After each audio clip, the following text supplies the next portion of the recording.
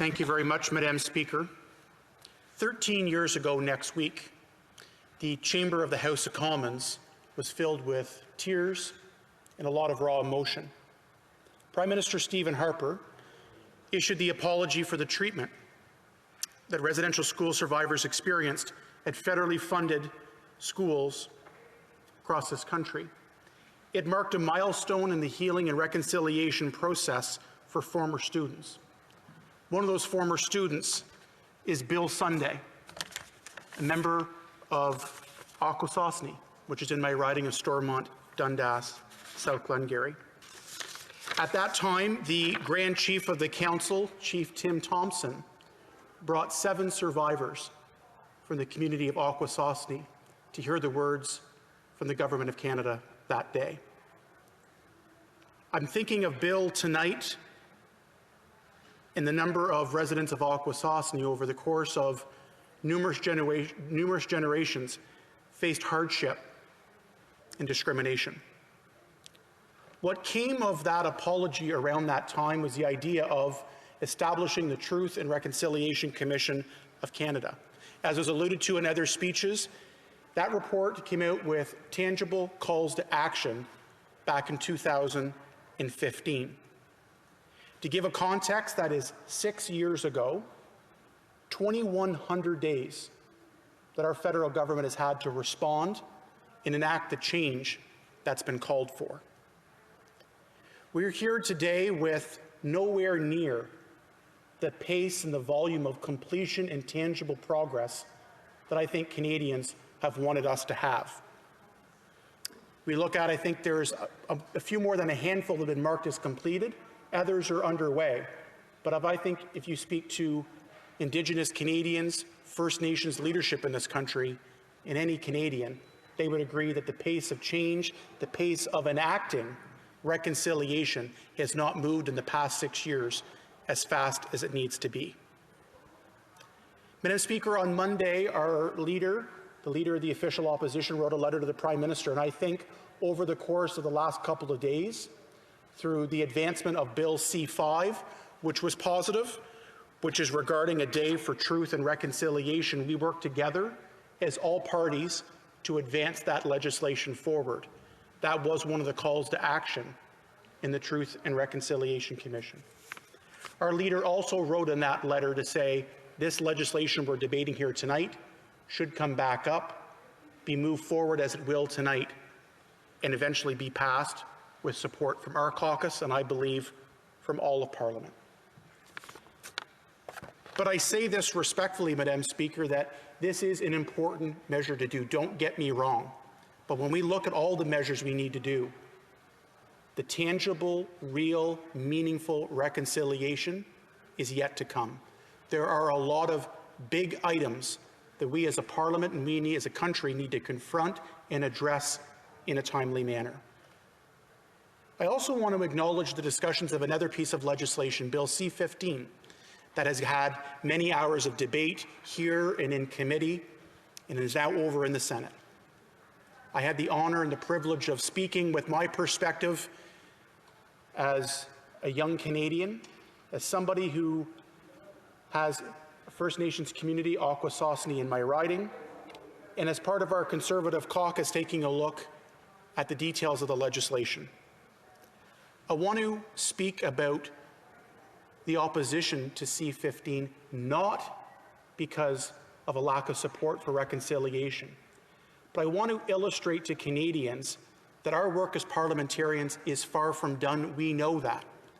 But I took with note today as we talk about the legislation, the work that we do here needs to be better. C-15, a lot of the words in the descriptions, for an example, the description of free, prior, and informed consent. The definition or lack thereof of that. The NDP's Opposition Day motion today was an important one I'm proud to support.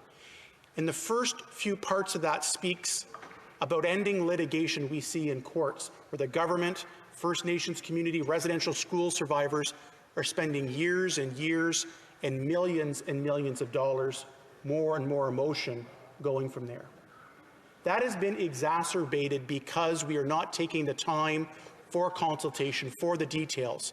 I completely support the idea of UNDRIP and the principles behind it. The details matter on that, and I think it's important to say for Canadians that we need, like the NDP motion said today, like Parliament will be calling on when that vote comes up in the coming days, we want to see real, meaningful changes in this country. Not more lawsuits, not more delays and emotion and millions of dollars being spent on lawyers, but rather on frontline differences to First Nations community, Indigenous Canadians in every part of this country. I want to focus some of my time tonight in the fact that we are expediting this legislation with all-party cooperation to move forward, because there are other parts of the Truth and Reconciliation Commission that need to move forward now, urgently, and Canadians are saying that. Thinking of the news, like every single Canadian has had to take in over the course of the last week, of the discovery of 215 children in unmarked graves at the former Kamloops Residential School. Madam Speaker, I look from a personal perspective at my life and my lived experience. I'm 33 years old. I have an amazing, loving family that helped raise me. I am so grateful for the opportunity that I received in public education. The teachers and staff and students at Anchorman Public School, Nation View Public School, and at North Dundas District High School. My family and my experience in public education and education helped make me who I am today. I could not imagine being a child, torn away from my parents, never to see them again. To go to a school hundreds of kilometers away and receive horrific treatment, where we have as an example that's been laid bare before us last week, that children ended up buried in unmarked graves, only recognized more recently. The opportunity that they didn't have, that so many of us were fortunate to have, surrounded by loving and caring parents, in an education system and experience that was second to none. To have that deprived, to have that ending, is completely unacceptable. In the letter I referenced, Madam Speaker, when we talk about the work we need to do as Parliament, we need to address this specific dark part of our history. And I was rightfully corrected after one of my social media posts, struggling to come up with the proper thing to say with the news. Somebody said, it's not all history.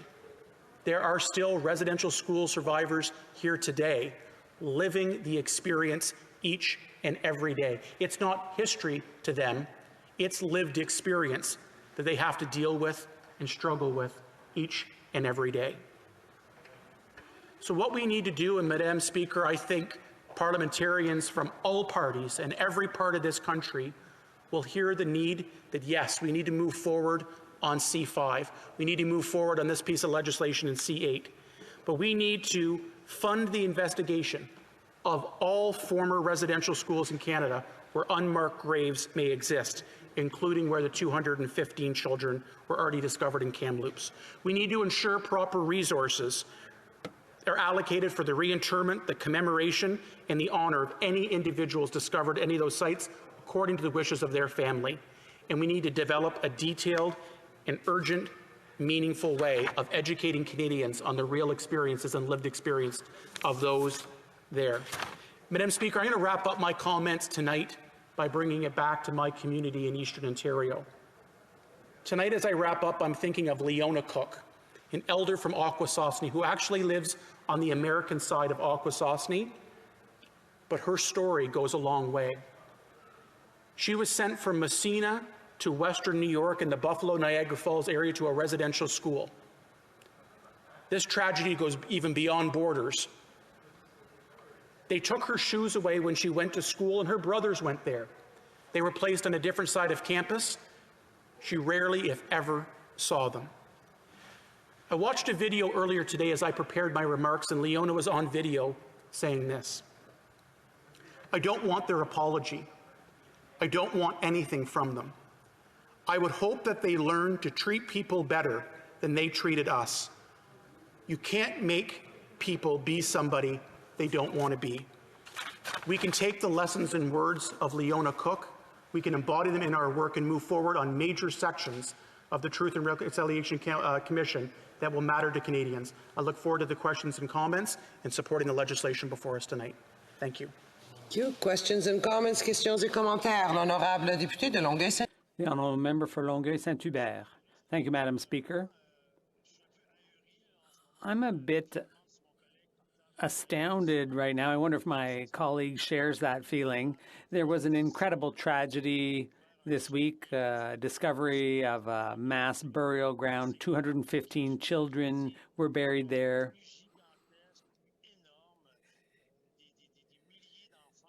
It's just, there are probably thousands of children more that were uprooted and so on. And then 3 days later, the government, all they can propose is to change a few words in the Constitution of Canada. I have trouble following. So I just like to read the introduction to my colleague from the TRC report. And it has some key words right from the get-go. They say, eliminated Indigenous governments, put an end to treaties, and embarked on processes of assimilation so that Indigenous people would cease to exist as legal, cultural, social, religious communities in Canada. So that's powerful language from the TRC report. And they talk about a cultural genocide. That's what the government's been reading or looking at for 6 years, and they've barely done anything. And then there's the discovery of these burials in BC, and they say, oh, we're going to change a few words in the Constitution. I wonder if my colleague shares my opinion. I have to allow the honourable member a chance to respond. Colleague, I think, was a summary in ways of what I had illustrated. It has been 2,100 days since we've had the TRC report. We are 2,100 days dealing with Bill C-8, called Action 94. And as I mentioned, and as he alluded to, the discovery last week was, I think, a wake-up call for millions and millions of Canadians. They are looking for, the families of those impacted are looking for closure and answers. And I think as Canadians, we're looking for urgent action. We've been calling on, to exactly his point, in the next couple of weeks, not months, not years, let's move forward and making sure that we search every site, we provide closure to every child in this country that's found in an unmarked grave and who was mistreated at residential schools and had a terrible ending. Let's provide that closure sooner rather than later. Urgency is what Canadians are wanting. We need to do that. Member for Kingston and the Islands. Thank you, Madam Speaker. I would agree with the member that we certainly do need to commit all resources possible to ensuring that any other potential sites like this that are out there are found immediately and that the proper process is done in conjunction with the Indigenous communities in the area. But my question for the member is, he talks about the recommendations and implementing them all as quickly as possible and doing that, in the most expeditious manner possible. But one of those recommendations had to do with UNDRIP. And the Conservative Party voted against that.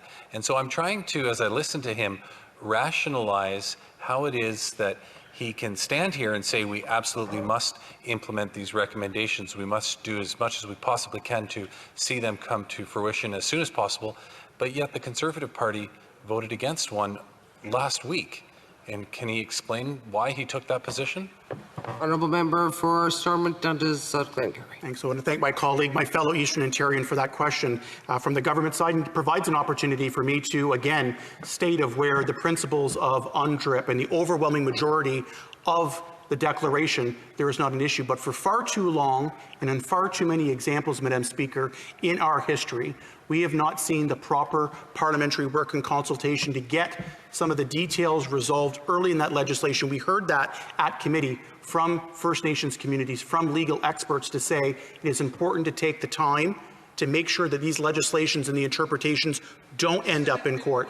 They don't end up. And what we're going to be having, Madam Speaker, I believe, through the process, is much more litigation, many more legal fees and many more difficulties in court when those dollars could be spent on tangible improvements on the lives of Indigenous people. I think it takes time to get it right. The government's had 6 years to get it right. They didn't. That's why we're here. More work could have been done in that 6 years to provide more solidity on C-15 and UNDRIP. Resuming debate.